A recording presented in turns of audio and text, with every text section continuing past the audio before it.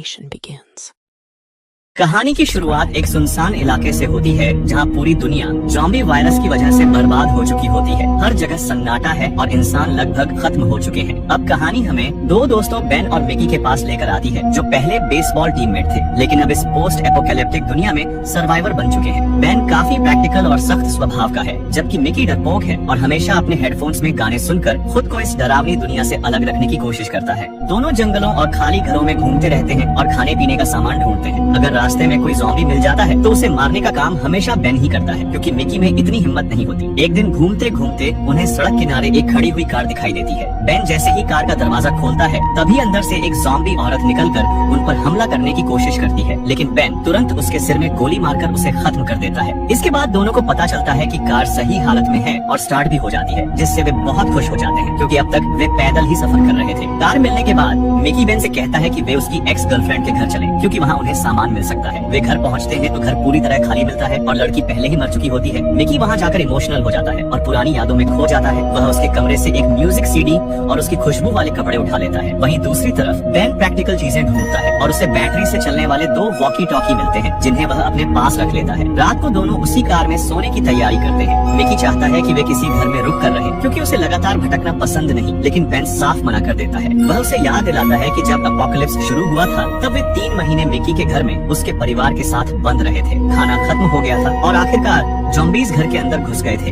जिसमें उसके परिवार की मौत हो गई और सिर्फ वही दोनों बचे थे। इसलिए बेन हमेशा चलते रहने को ही सुरक्षित मानता है। अगले दिन मिकी वॉकी टॉकी में बैटरी लगाकर उसे चालू करता है और अचानक उन्हें किसी दूसरे लोगों की बातचीत सुनाई देती है। वे समझ जाते हैं कि आसपास कहीं सर्वाइवर्स का एक कैंप है, जहां लोग अभी भी सामान्य जिंदगी जी रहे हैं, खाना है, जन्मदिन मनाते हैं और साथ रहते हैं। ये सुनकर मिकी बहुत खुश हो जाता है और उनसे संपर्क करने की कोशिश करता है। वह रेडियो पर बात करता है, लेकिन दूसरी तरफ से एक आदमी उसे बहुत रूखे तरीके से मना कर देता है और कहता है कि कैंप में उनके लिए कोई जगह नहीं है। साथ ही वह एनी नाम की लड़की को भी उनसे बात न करने की चेतावनी देता है और कनेक्शन काट देता है। बेन इस बात को भूल जाने को कहता है, लेकिन मिकी उस कैंप को ढूंढने का फैसला कर लेता है और बार बार एनी से कांटेक्ट करने की कोशिश करता रहता है। अब मिकी लगातार रेडियो पर एनी से संपर्क करने की कोशिश करता रहता है। बेन उसे समझाता है कि ये बेकार है, लेकिन मिकी को पहली बार उम्मीद मिली होती है कि कहीं लोग सामान्य जिंदगी जी रहे हैं, इसलिए वह मानने को तैयार नहीं होता। कुछ समय बाद दोनों एक पुराने अबैंडन्ड मोटेल के पास पहुंचते हैं। मिकी बिल्डिंग को चेक करने अंदर जाता है, लेकिन अंदर कई ज़ॉम्बीज़ बंद होते हैं जो उस पर हमला करने लगते हैं। वह डरकर तुरंत भागता है और बेन उसे बचाता है। बेन फिर उसे समझाता है कि उसे लड़ना सीखना होगा, लेकिन मिकी अब भी हथियार उठाने से डरता है। एक दिन बेन नदी में नहाने चला जाता है और मिकी कार में अकेला सो रहा होता है। तभी एक लड़की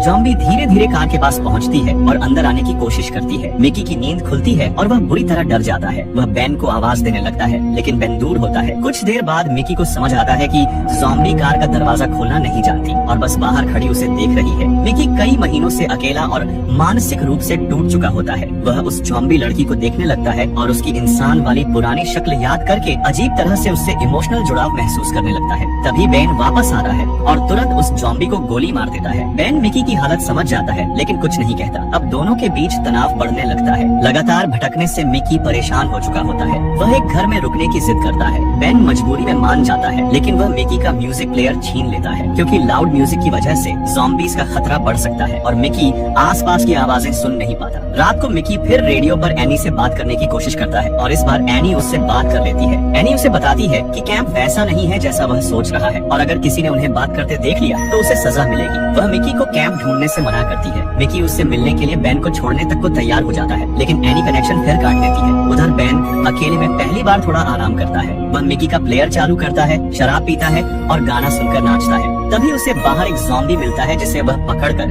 घर के अंदर ले आता है। बेन मिकी को सर्वाइवल सिखाने के लिए एक खतरनाक फैसला करता है। वह मिकी के कमरे में बेसबॉल बैट रखता है, ज़ॉम्बी को अंदर छोड़ देता है और दरवाजा बाहर से बंद कर देता है। मिकी अंदर फंस जाता है और घबराकर चिल्लाने लगता है। बेन दरवाजा नहीं खोलता और कहता है कि अब उसे खुद लड़ना होगा।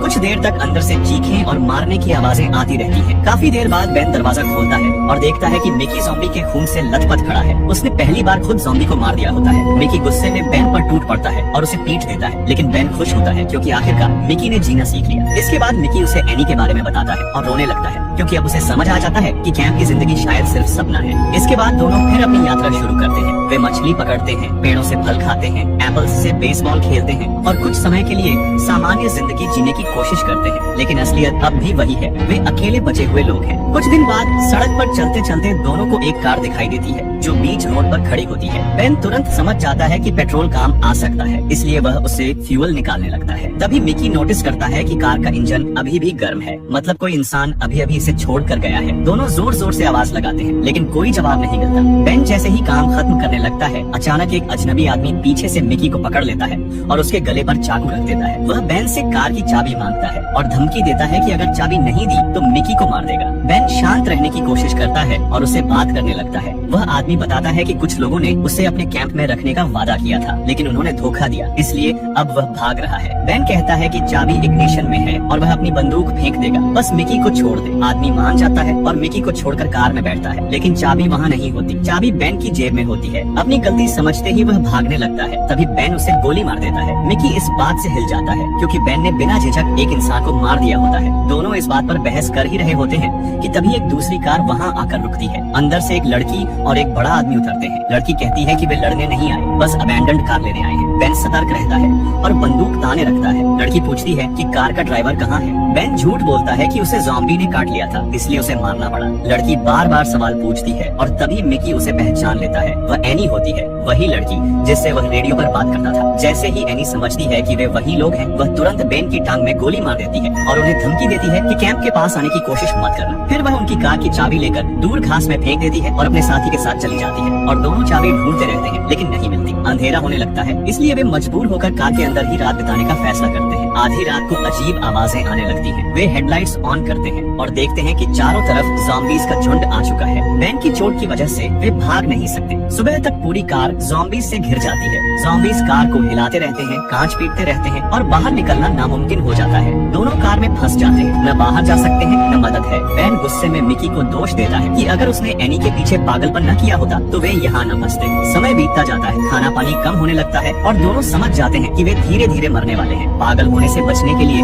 वे शराब पीते हैं, बातें करते हैं और पुरानी यादें शेयर करते हैं, लेकिन सच यही है, अब उनका बचना लगभग नामुमकिन है। बेन बार बार बाहर निकलने का रास्ता सोचता है, मगर उसकी घायल टांग उसे चलने नहीं दे रही होती। दूसरी तरफ मिकी डर के कारण लगभग टूट चुका होता है। वह चुप बैठा रहता है, कुछ बोलता नहीं, बस खिड़की के बाहर देखता रहता है। दोनों के बीच अब कोई बहस भी नहीं बचती, सिर्फ खामोशी। अगले दिन वे खिड़कियों को ब्लैंकेट से ढक देते हैं ताकि ज़ॉम्बीज उन्हें देख न सके और शायद चले जाएं, मगर कुछ भी नहीं बदलता। ज़ॉम्बीज वहीं डटे रहते हैं। समय काटने के लिए दोनों शराब पीते हैं, गाने सुनते हैं और पुरानी बातें करते हैं। पहली बार फिल्म में दोनों दोस्त सचमुच खुलकर बात करते हैं। मिकी बताता है कि वह इस दुनिया में जीना नहीं चाहता था, उसे हमेशा नॉर्मल लाइफ चाहिए थी, लोग, घर, आवाजें। जबकि बेन कहता है कि उसने इस दुनिया को जैसा है वैसा एक्सेप्ट कर लिया है, क्योंकि अब यही रियलिटी है। धीरे धीरे वे समझ जाते हैं कि वे हमेशा कार में छिपकर नहीं रह सकते। बेन फैसला करता है अब बाहर निकलना ही होगा। वह मिकी से कहता है कि वही बाहर जाएगा क्योंकि बेन चल नहीं सकता। वह उसे इंस्ट्रक्शंस देता है, चाबी ढूंढो, भागो और अगर मौका मिले तो उसे छोड़कर निकल जाना, क्योंकि कम से कम एक आदमी तो जिंदा रहना चाहिए। मिकी पहले मना करता है, वह बेन को छोड़कर नहीं जाना चाहता, मगर आखिरकार वह मान जाता है। आखिरी सिगरेट पीकर वह कार के ऊपर के हैच से बाहर निकलता है और धीरे धीरे ज़ॉम्बीज के बीच घास में चाबी ढूंढने लगता है। बेन अंदर बैठा उसका इंतजार करता है, शायद उसकी जिंदगी के सबसे लंबे मिनट। बहुत देर बाद ऊपर से नॉक की आवाज आती है। बेन जल्दी से हैच खोलता है और मिकी अंदर आता है, लेकिन बेन तुरंत समझ जाता है कुछ गलत है। मिकी कुछ बोल नहीं रहा होता, उसका चेहरा खाली होता है। फिर वह अपना हाथ दिखाता है, उसे ज़ॉम्बी ने काट लिया होता है। यह देखकर बेन पूरी तरह टूट जाता है। मिकी रोते हुए पूछता है अब क्या करें। दोनों जानते हैं कि ज़ॉम्बी बाइट का मतलब क्या है, कोई इलाज नहीं है। कुछ सेकंड की चुप्पी और फिर बेन मजबूरी में अपनी बंदूक उठाता है। वह अपने सबसे अच्छे दोस्त को देखता है और गोली मार देता है। गोली चलने के बाद बेन जोर से चीखता है। यह फिल्म का सबसे इमोशनल और पेनफुल मोमेंट होता है। इस दुनिया में उसका आखिरी अपना इंसान भी चला गया होता है। मिकी को मारने के बाद बेन पूरी तरह टूट जाता है। अगले कई दिन वह उसी कार में बैठा रहता है। वह कहीं नहीं जाता, न खाना ढूंढता है, न ज़ॉम्बीज से लड़ता है, बस खामोश बैठा रहता है, जैसे उसके अंदर जीने की कोई वजह ही नहीं बची हो। अब इस दुनिया में उसका कोई अपना नहीं होता। कुछ समय बाद वह वॉकी टॉकी उठाता है और पहली बार एनी से खुद बात करता है। उसकी आवाज पहले जैसी सख्त नहीं रहती। वह उसे बताता है कि मिकी मर चुका है और कैसे उसे अपने ही दोस्त को गोली मारनी पड़ी। एनी चुप रहती है। बेन उससे कहता है कि अगर वह जिंदा बच गया तो एक दिन उसे ढूंढकर मार देगा, क्योंकि उसी के कारण मिकी ने उम्मीद बांधी थी और उसी उम्मीद ने उसे मौत तक पहुंचा दिया। उसे एक पुरानी बात याद आती है, जब शुरुआत में वे मिकी के घर में फंस गए थे। उस समय उन्होंने ज़ॉम्बीज को घर के एक हिस्से में अट्रैक्ट किया था और दूसरी तरफ से भाग निकले थे। बेन वही ट्रिक दोबारा इस्तेमाल करने का फैसला करता है। वह मिकी का म्यूजिक प्लेयर तेज आवाज में चला देता है, कार की खिड़कियों से ब्लैंकेट्स हटा देता है और जानबूझकर आवाज करता है ताकि सारे ज़ॉम्बीज कार की तरफ आ जाएं। जैसे जैसे ज़ॉम्बीज इकट्ठा होते हैं वे सब कार के सामने जमा हो जाते हैं। फिर बेन धीरे धीरे कार के पीछे वाले ट्रक से बाहर निकलता है। अगले सीन में हम बेन को सड़क पर अकेले चलते हुए देखते हैं। उसके पास अब लगभग कुछ नहीं होता, न खाना, न सही हथियार, न कोई साथी। फिल्म यही खत्म हो जाती है, एक ऐसी कहानी के साथ जहाँ दुनिया खत्म हो चुकी है, लेकिन दोस्ती, अकेलापन और जीने की जिद अभी भी बाकी है।